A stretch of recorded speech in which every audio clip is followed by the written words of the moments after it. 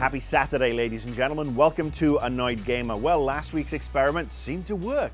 Got more views. It was great, so I'm staying on Saturdays. Right, before I get absolutely going on a bunch of topics today, I'm going to issue a pop quiz, and it's going to be a redundant pop quiz because I'm going to answer the question directly after I ask it. What do these three games have in common? Well, they're all first-party Sony games, obviously. They're all pretty good. I mean, they range from good to, in the case of Infamous, very, very good. What they have in common is all three of them were kind of hosed by Sony. They either had an obnoxious release date in the case of Infamous 2, which was the first day of E3, or in the case of Starhawk and the new Sly Cooper game, no PR marketing whatsoever, which sucks. These are good games. Sony, it becomes a self-fulfilling prophecy when you say, well, the games aren't going to be that great, or they aren't going to get the 80s or 90s on Metacritic, so we won't really promote them because they're probably not going to sell. You stop promoting them, you stop marketing them, guess what? They're not going to sell. People don't know they're out there. And honestly, Sly Cooper, 40 bucks, comes with the Vita version as well. That's actually something you should be marketing, something you should be pushing out there. Because let's face it, you need all the help you can get in the run-up to the PS4 launch. So Sony, I'm glad you finally fired your advertising agency because they were wank.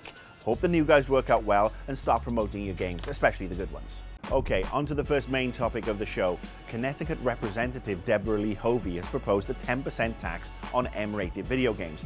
Now, obviously, Connecticut is where the Newtown shootings were before Christmas, which were absolutely tragic, and Deborah Lee Hovey represents that area. So the bill says that the general statutes be amended to establish a sales tax on the sale of video games rated mature at a rate of 10% on the entire sales price, and to require the monies derived from such sales tax be used by the Department of Mental Health and Addiction Services for the purposes of developing informational materials to educate families on the warning signs of video game addiction and antisocial behavior. Let's get a couple of things out the way first. Originally, it was like, oh, this is going to be a good tax because it contributes to mental health services. Well, actually, no, it doesn't. It basically goes to produce a bunch of pamphlets saying video games are bad and violent video games are the worst. That's a problem. Another problem, well, guess what? You can't treat video games separately to any other medium, Representative Hovey. If you want to tax video games and violent video games or mature rated video games, so it's not even violent, it's mature video games, you're going to have to go and tax movies. Anything rated R. You know what else you're going to have to go and tax? All the TV networks. All the ones who make advertising revenue where they show blood and violence and murders and stuff like that. Any cop show. It's not going to happen, of course, because video games are the easy target. Now, this is a badly thought out bill, to say the least. It really is quite unfair to signal out video games and video gamers for additional penalties when there are no proven correlations between violence in society and video games. Mental health is an issue. Do we need a mental health system in this country that can recognize the signs, support for kids, support for grown-ups? Because let's face it, not everybody who takes a gun out is a video game player. Yes, we need all that. What we don't need is this short-sighted, knee-jerking demonization of video games by people who know nothing about the subject. What the President and Congress and the Senate and the government in general should do is appoint somebody from the video games industry to come and oversee legislation, work with the government, somebody who knows the industry, a group of people who know the industry, not a bunch of jumped up public servants who don't know their ass from their elbow and are only concerned about one thing, making people scared of shit. That's all they want to do. The shit's got to end. Stop it now. Okay, so this week, Edge Online from the UK reported that the Xbox 720 will require an always-on internet connection and will block used games. And predictably, every single gamer on the planet went, ah! Which I find amusing because guess what? This rumor came out 12 months ago and it's old news. Is it good news? No. Do I think it's going to happen? No. And I'll tell you why. Neither Microsoft or Sony want to piss off retail. Yeah, digital distribution is fantastic and it increases the profit margins and it cuts out the middleman. You don't need to make boxes. But guess what? We still don't have the infrastructure in the US, let alone globally, for the amount of stuff that they want to download and lock other things out and so on and so forth. So they don't want to piss off retail. Retail sells the boxes, the actual consoles, and the box product. That's just the way it is on the next gen. What I think Microsoft and Sony are going to do is find a way to gouge you for buying a used game. So you'll get your used 720 game home. You'll drop it in the disk drive or the Blu-ray drive or whatever it's going to be. But anyway, you'll drop your disc in and it will say, "Ah, we noticed that this is a used game. Would you like to unlock it now for $10? They've seen how much money can be made off season passes, so they're going to say, we're not going to discount and destroy that used game market. We're going to double dip. Do I think it's good? No. Do I think it's really quite disgusting? Yes.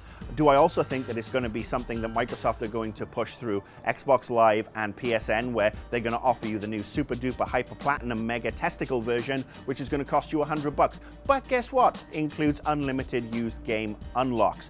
Yes, I think that is on the schedule for those guys as well, which is going to be bollocks and a pain in the ass. And this is where we need to complain. Email Microsoft, email Nintendo, get petitions together, not on the White House website for God's sake. Go to a proper website and create a petition and, get your voice heard. Post on blogs, be smart, be witty, be verbose. Be me basically, but without the swearing or the sexy accent. But let them know your displeasure. 140 characters on Twitter doesn't really cut it. So yeah, get it out there and let's see if we can fight this. But again, I'm saying all this, we don't know if it's going to happen or not. I think it would be phenomenally stupid for Sony and Microsoft to shut down used game sales on their next generation consoles, because they might as well just say to Nintendo, here you go, have this generation, we'll just go off and do Windows 8 and big TVs. All right, so finally, the Entertainment Consumers Association, which is an association that tries to represent gamers, and they're a small bunch of people, but they have good intentions. They appointed a brand ambassador this week. The brand ambassador is Hip Hop Gamer. And I'm sorry, it's Hip Hop Gamer. And I have very little time for him at the best of times, but to have him as the representative of the gamer, the representative that they're going to put out to the press. Hip Hop Gamer does not represent gamers. Hip Hop Gamer represents himself. So what do I have against Hip Hop Gamer, you may want to know? Okay, so let me list a few things off. First of all, he proclaims himself to be the #1 journalist. Well, a word of advice, Sunshine. Being a rampant plagiarist and a shill for awful games like Medal of Honor Warfighter doesn't really make you the #1 journalist. Taking to Twitter and calling hardworking members of the games industry, people who work probably 100 times harder than you, calling them faggots, wearing that belt, shouting out shots fired at the end of your podcast. That's not gangster, that's not professional, that's not what a journalist does. Starting fights at press events and helping yourself to a dozen gift bags at an industry party doesn't make you a professional. Now, I'm going to give you the benefit of the doubt.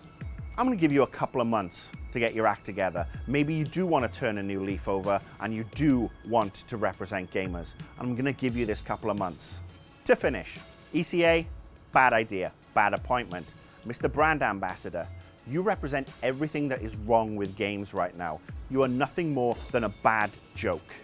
And the joke, unfortunately, is on all gamers, because if you're put forward as a representative of us, the likes of Fox News, the likes of MSNBC, all the video game detractors out there who really don't get our love, our passion for our pastime, they're just going to have a field day.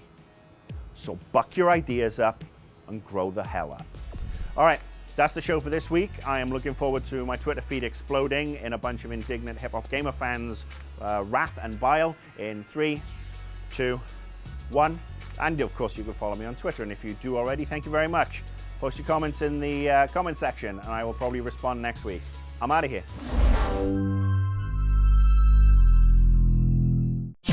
See this and other GT shows and game reviews on the GT Originals iOS app, available now on the App Store.